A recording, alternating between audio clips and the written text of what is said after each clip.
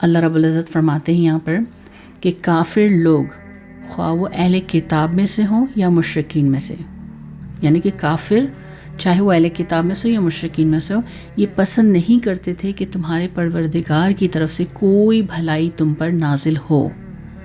حالانکہ اللہ جس کو چاہتا ہے اپنی رحمت کے لیے مخصوص فرما لیتا ہے، اور اللہ فضل کریم کا مالک ہے۔ اب اس آیت میں یہ جو فرمایا جا رہا ہے کہ کافر لوگ خواہ اہل کتاب میں سے ہوں یا مشرکین میں سے، تو اس سے کیا مراد ہے؟ اہل کتاب کے بھی کوئی کافر ہوتے ہیں، تو اس سے مراد یہ کہ اہل کتاب کے کافر یعنی یہودی، اور مشرکین سے کیا مراد ہے؟ ابو جہل، ابو لہب، عتبہ، شیبہ، ایسے بڑے بڑے جو سردار جو مشرکین مکہ سے تھے، وہ نبی پاک صلی اللہ علیہ وسلم سے حسد کرتے تھے۔ یہ جو مشرکین کے سردار تھے، یہ ان کی حسد کی وجہ کیا تھی کہ آپ صلی اللہ علیہ وسلم کو نبی تسلیم کرتے نہیں تھے، اور اگر وہ سوچتے تھے کہ اگر ہم ان کو نبی کا تسلیم کر لیں گے تو ہماری سرداری نبی پاک صلی اللہ علیہ وسلم کو مل جائے گی، جس کی وجہ سے ان کا رتبہ ختم ہو جائے گا، اسی لیے حسد و دشمنی کرنے لگے۔ اور دوسری طرف جو فرمایا ہے کہ اہل کتاب کے کافر یعنی یہودی،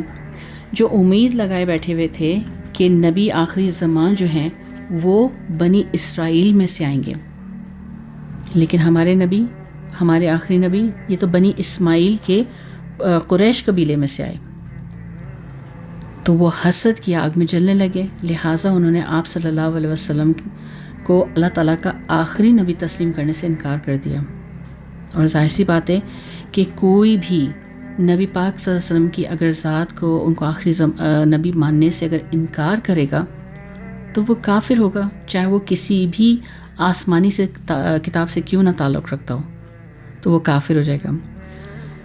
تو آیت میں جو فرمایا ہے کہ کافر لوگ خواہ اہل کتاب میں سے ہوں یا مشرکین میں سے ہوں، یہ پسند نہیں کرتے تھے کہ تمہارے پروردگار کی طرف سے کوئی بھلائی تم پر نازل ہو۔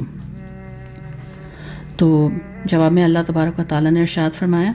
کہ یہاں پر تمہاری خواہشات اور جو بھی تمہارے توقعات ہیں اس کی بات نہیں ہے،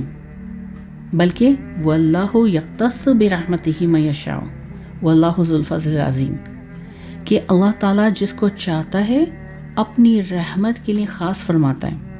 اور اللہ تعالیٰ فضل کریم کا، فضل عظیم کا مالک ہے، یعنی اس نے یہ پسند کیا کہ اپنی رحمت خاص بنو اسماعیل میں نبی پاک صلی اللہ علیہ وسلم کی ذات اقدس پر نازل فرمائے۔ اس سے پہلے اللہ تعالیٰ نے بنو اسحاق پر بے شمار رحمتیں نازل فرمائی، اس قوم میں بڑے بڑے بادشاہ اور جلیل و قدر رسول بھیجے۔ پہلے بھی یہ تفصیل ہمارے پاس آ چکی ہے آیت میں بھی، کہ اس قوم میں اللہ تبارک و تعالیٰ نے ہزاروں نبی مبعوث فرمائے، اور کتنوں کو تو انہوں نے بادشاہت بھی عطا فرمائی، اور ایسی حکومت اور بادشاہت جو دنیا میں کسی اور کو نصیب نہیں ہوئی، ایسے انہوں نے عطا فرمائی، عنایت فرمائی۔ تو اب کیا اللہ تعالیٰ نے کوئی وعدہ کر رکھا تھا کہ نبوت بنو اسحاق میں سے باہر کبھی نہیں آئے گی؟ اللہ تعالیٰ کی مشیت اسی میں ہے کہ سلسلہ نبوت کو بنو اسحاق پر نہیں بلکہ بنو اسماعیل پر ختم کرنا تھا، تو اس میں مشیت اللہ کی ہے، تو اس سے حسد اور جلن کیا؟ تو نبوت صرف اللہ تبارک و تعالیٰ کے فضل ہے، جس کو اللہ تعالیٰ چاہتا ہے اس کو عطا فرماتا ہے۔ تو اللہ تعالیٰ نے آخری نبی صلی اللہ علیہ وسلم کو